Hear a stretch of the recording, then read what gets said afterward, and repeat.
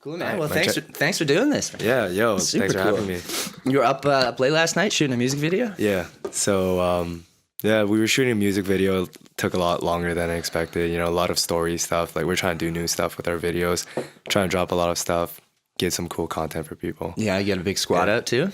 Yeah, I mean, like it's not that kind of video. It's not like a lit, like get crazy video. It's like more like there's like acting in it. So we got like a little crew of like 10 people, like, you know, playing various roles and like some lighting people, director, everything. Yeah, how'd you hook that all up? I just realized, like, look, at first I did my music like all by myself. I was in a basement type of guy, you know what I'm saying? Like I did the music, I did the beats, I did the mixing, I recorded myself. But you know, like I branched out this year a lot more, and like a lot of good things been happening from it. Like a lot of people want to join in the project, trying to help the vision come to life, you know? So that's been really nice. And like you realize, like, I guess I'm going on a tangent right now, but like I don't know, like when I was making music by myself, I was hella depressed too. Like, yeah. And then like just like linking up with people, like seeing other people's point of view, like people are so nice, like when you look at it from a different perspective. Cause like if you're trying to do your own thing and trying to like be like, oh, I'm in my bubble, go listen to Right. it.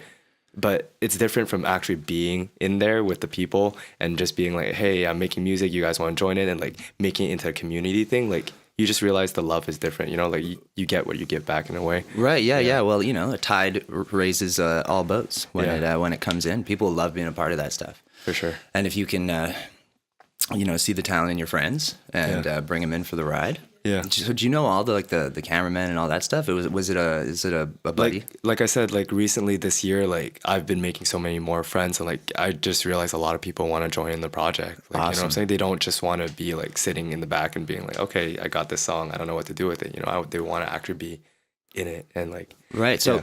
sitting in a basement, Yes. making beats. Yeah. Did you always know you wanted to be a rapper? No, not at all. Like I actually came from like the complete opposite background. Like I mean, shit. no, actually, it's funny because I didn't play music like that. I didn't ever perform like that. I played like classical music, you know, and stuff like that as a kid a little bit, but it was always a hobby. And but I always had a dream of being a rock star, even though I didn't know how to play electric guitar. I want to be a rock star, and A couple rock stars that don't play electric guitar. yeah, you know? exactly. That's what I'm saying. It's about the attitude to a certain degree. For But real, yeah. yeah. Like I was like groomed to like become a like doctor. Like I have like 10 cousins that are doctors. 2 of my siblings are doctors. My little sister's in med school.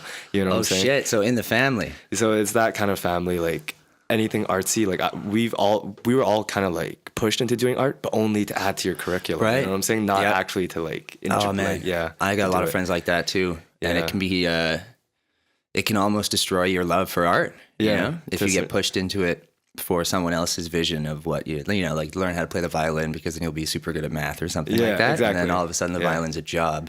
Yeah. And music becomes a job. So how did you break away, and like how did you decide that you're not going to be a doctor? Yeah, so like I don't know, there's something that was always a little bit different about me, and like it goes back to nature versus nurture. Am I born different, or maybe it was something happened when I was a kid that kind of like just changed the whole tide of like what my life's supposed to be. But I always kind of had that feeling, you know? And like respect and respect of authority is like huge in the Asian community. So it took a while, but like I had the feeling all the way from when I was like a little kid. But I didn't really express it at first.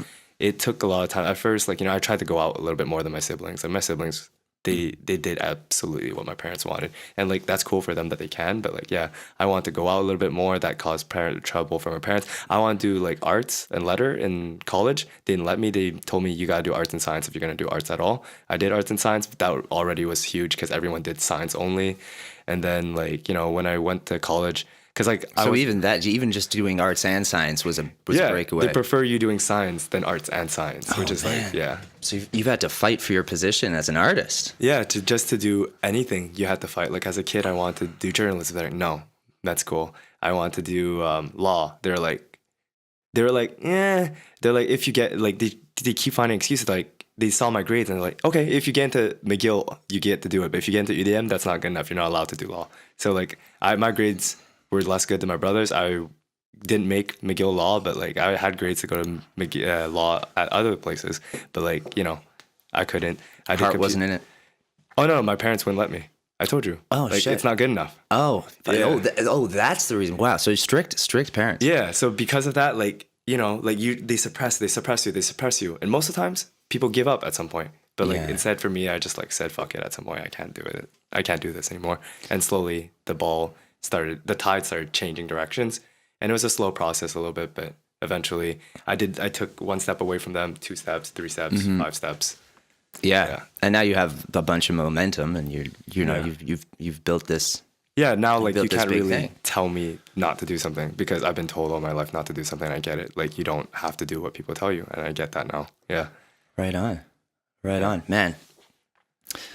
Whew, yeah.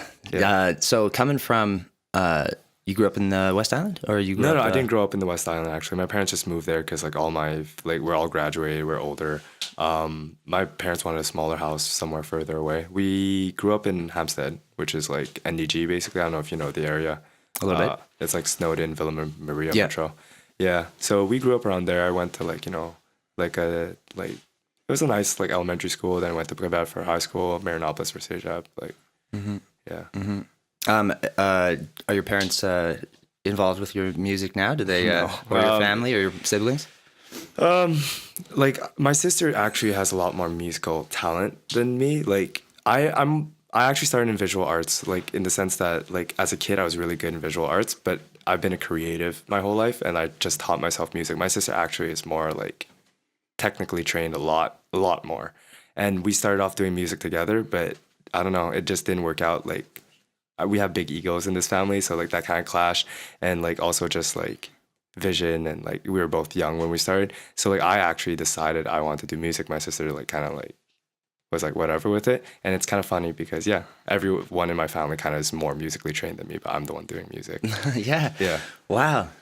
Well, that's cool though. Yeah, I mean, it's interesting for but sure. music is just doing it too. I mean, you can, like you can study music for as long as you want. And Yeah. I go to music school. Yeah.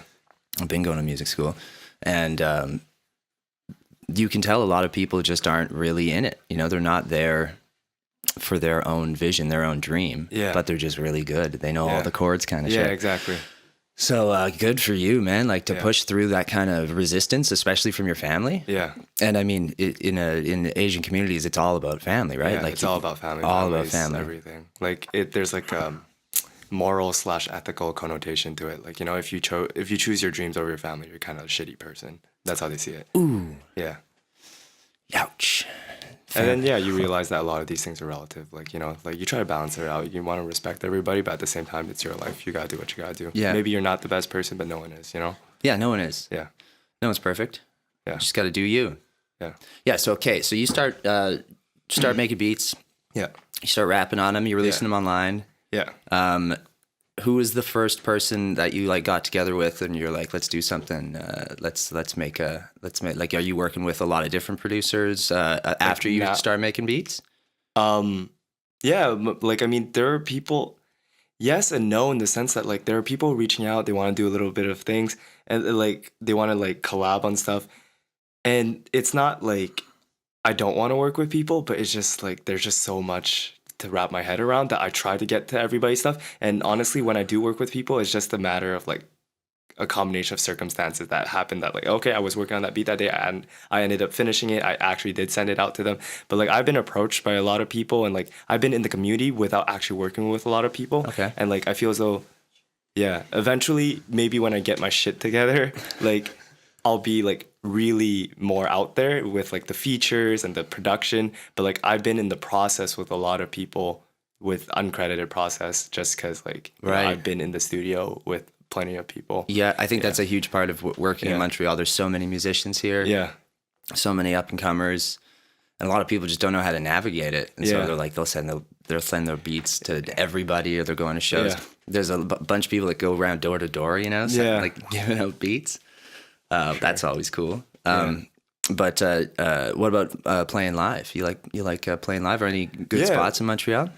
Good spots. I don't know. I'm just trying to like navigate through that right now too. Like we're like when you do everything yourself, you're like an entrepreneur, right? You have to calculate like a lot of like what's good for your brand, your business, whatnot. Oh, yeah. And like yeah, like I've done like so far I have done like maybe like 9 shows, and it's always like something different just to see like, okay, is this worth it? So like I kind of like frame myself around which kind of shows I want to do. When I drop the project, I'll go all out. But before that, I'm trying to collect the data and like like, set up the process to figure out when's the best time to drop it, what kind of shows are the best to do to promote the music and whatnot.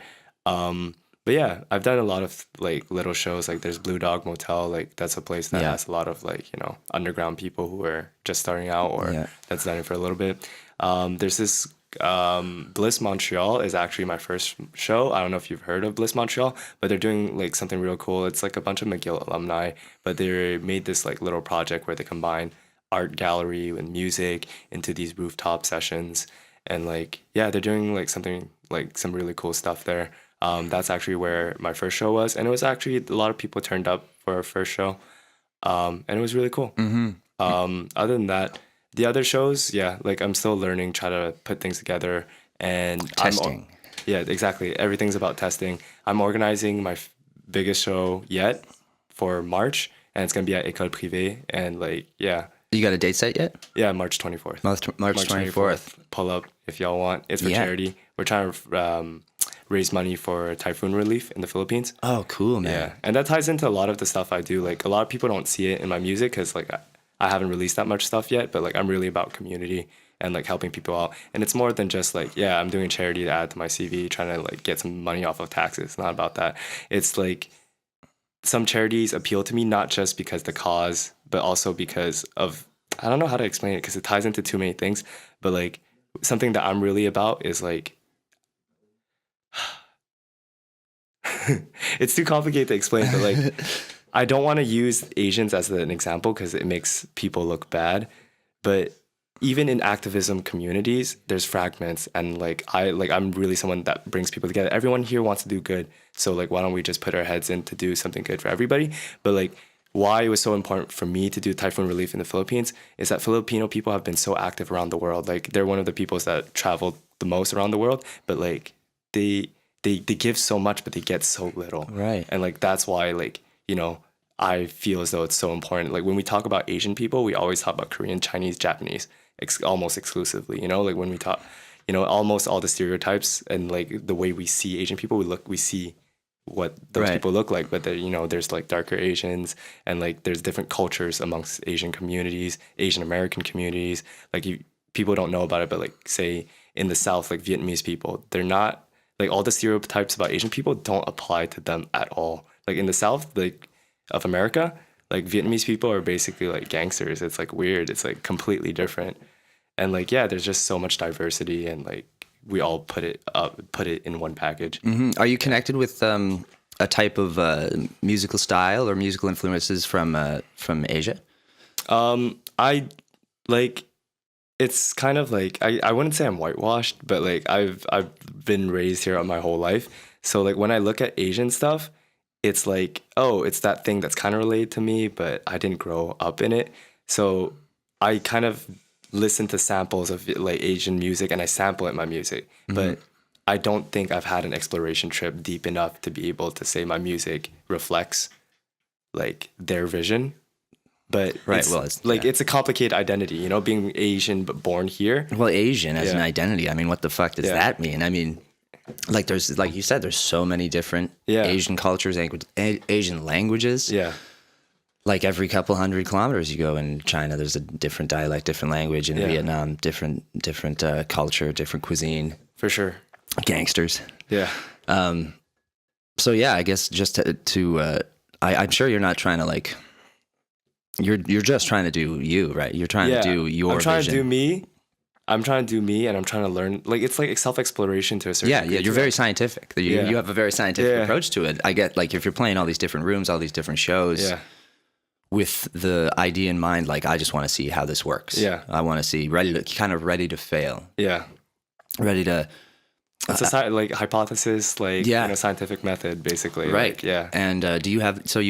Do you have a mentality of like? I talk to a lot of musicians about this, or artists. Yeah. Of like, fail quick, like get to the problem quickly.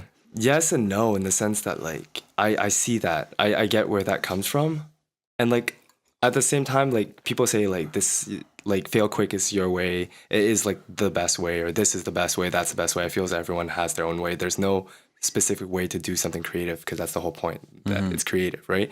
It's hard to like make a path for it. Like I do understand that, but at the same time, like because of my background, like I'm very cautious with everything. Oh, how do you mean? Like I try to push myself, but I'm really logical and rational at the same time. So like I calculate pros and cons, and it's really heavy, and I don't know how I'm gonna tie everything together and like overcome everything. But like, you know, you just take it day by day. Yeah, for sure.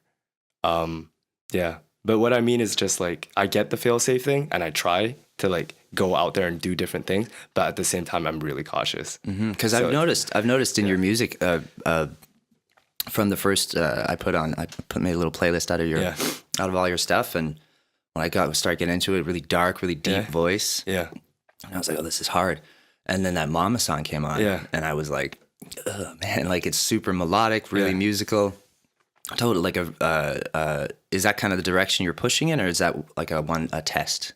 No, like everything's a test, right? Like I said, like the scientific method, but it's just at the end of the day, like I want to bring people together. That means a lot of different sounds and a lot of like, in that sense, like when you fuck around with your production, you have to kind of fuck around with your sound too. And then the only problem with that is then tying back the idea of what is your brand, who are you? And it's still a work in progress, but I think ultimately when I come out with the album, it's something that can tie up all of these sounds and appeal to all of the people that I have appealed to. And that's something I noticed with Mama. A lot of people that didn't like my music before liked Mama. A lot of people that liked my music before didn't like Mama. But I think ultimately I want to make something like that's really for everybody. I know it's like a big challenge. I know it's like counterintuitive in a certain way, but like that's what I want to do. Like if I can't do it, then there's no point. That's why I'm doing music. So what kind of musicians, rappers or musicians or artists inspire you? The easy answer is like obviously Kanye West. Like Kanye West is the inspiration. I take so many inspirations, but he is like the main inspiration as a person, as a musician, and as like a whole package. It's just someone that like what I believe in really is like scientific method, think outside the box, like don't just, there's no right or wrong to a lot of things. Right. And he's someone that constantly challenges what is right, what is wrong in his music, but in his persona, what is right, what is wrong. Like a lot of people say he's not allowed to say these things or he's a bad person for saying these things. But don't tell Kanye that. I'm not sure you can be a bad person for having an opinion. He's not hurting people. He's not trying to enforce certain things on people. He's just having his own opinion, and he constantly states it like that. And I feel as though it's weird that people demonize him for saying I have an opinion. Yeah. Which is and being like very truly himself. Yeah, you're allowed to be wrong. Like it doesn't make you a shitty person to be wrong. You know, you can. Yeah. I think it accelerates our culture. It accelerates the what we're capable of as a society. Yeah. When people are brave enough to be wrong or not afraid of being wrong. Because you're so focused on making the world a better place that you're okay with taking the blame for being wrong sometimes. Like, yeah. Have you always been a Kanye fan? Always, from the beginning. From day one? Yeah. I ask this a lot because a lot of people, you know, in our, like when, how can I put this? Like Kanye is so, he's always been so,